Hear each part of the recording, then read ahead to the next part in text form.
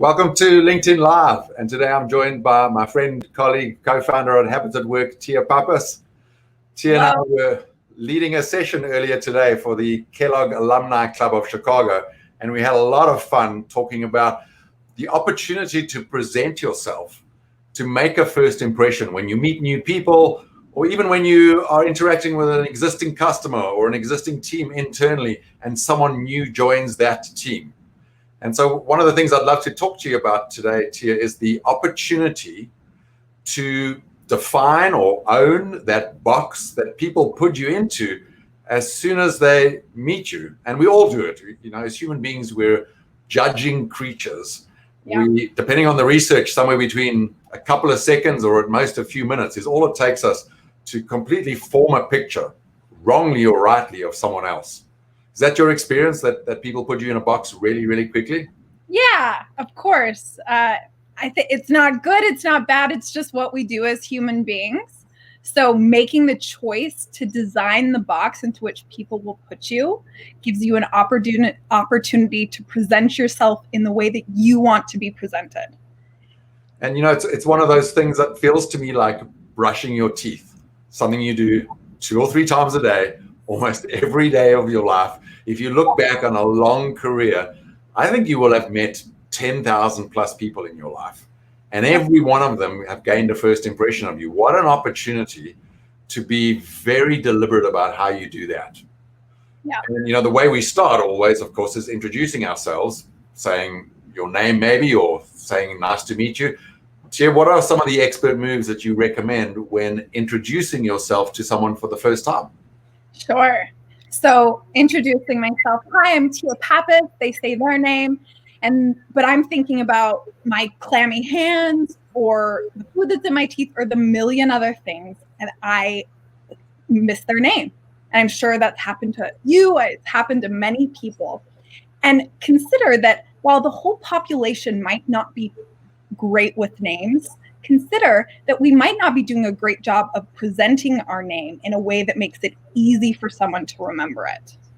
So what you're saying is we're bad at remembering names because we're in our heads about other things and we're just not paying attention? Yeah, you have all the voices going on in the back of your head when you're meeting someone new, mostly about yourself, and you forget the most important part, which is to listen to their name so that you can remember it. Yeah. So what's something you can do to help you remember someone's name in that probably, I don't know, 1 to 10 seconds after someone says their name? What can you do so that it just really sinks in and sticks?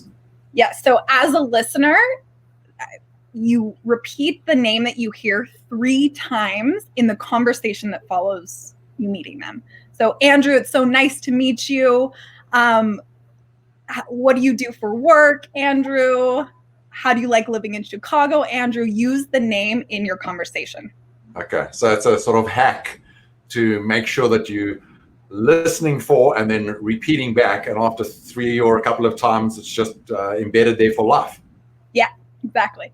Got it. Now, if we flip the script a little, what can I do when I'm presenting myself so that it's easier for other people to remember my name? If they don't know the rule of 3, what can I do? Sure. So you can think of it in a few different ways. The first is to deliver your name as if it's a story, because stories are memorable. They move people, they elicit emotion, they connect human beings, and they are the mechanism for transferring knowledge that we've been using since the dawn of civilization. And it's only relatively recently that we stopped using stories and traded them in for facts and figures. So think of your first and your last name. There's a reason your parents gave you that name. My name is Tia.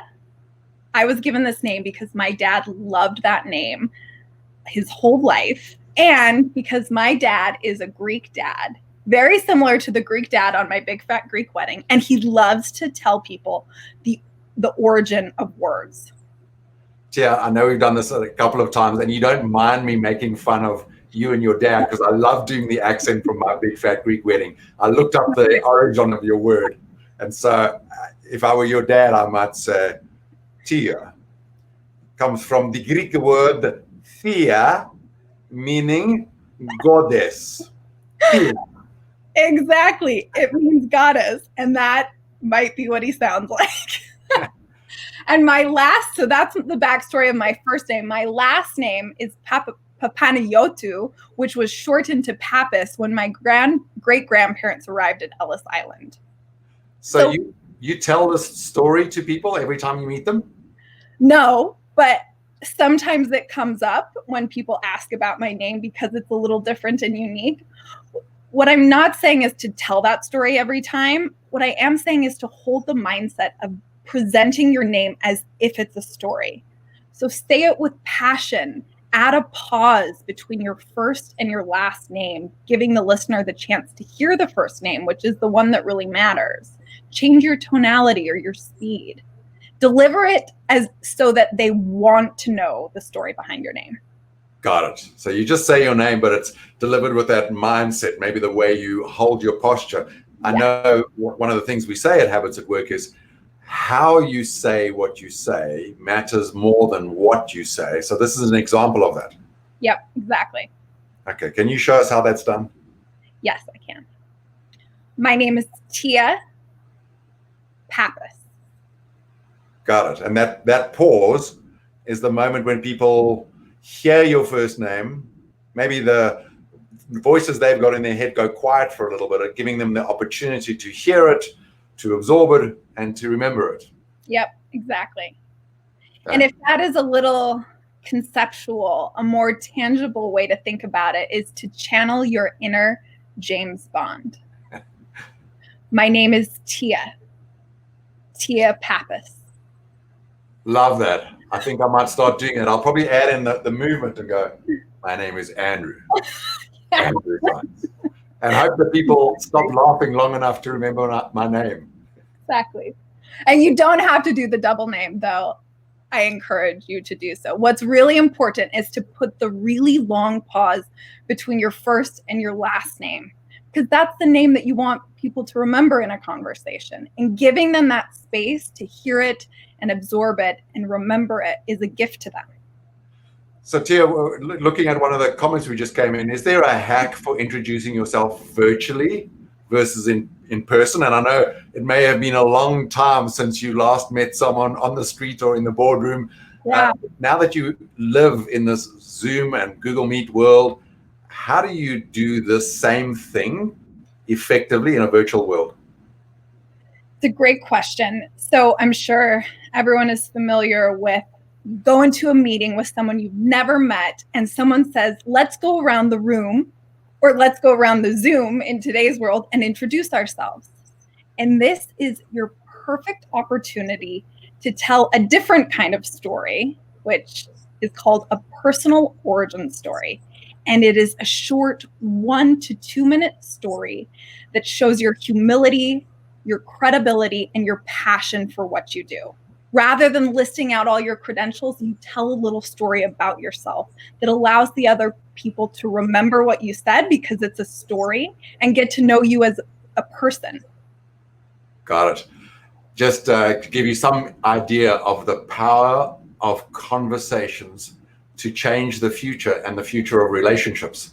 Dave Court's on with us today. I met him in 1988 at a company called Davidson and Ewan in South Africa. We had almost this identical conversation. He's just reminding me about it in the chat.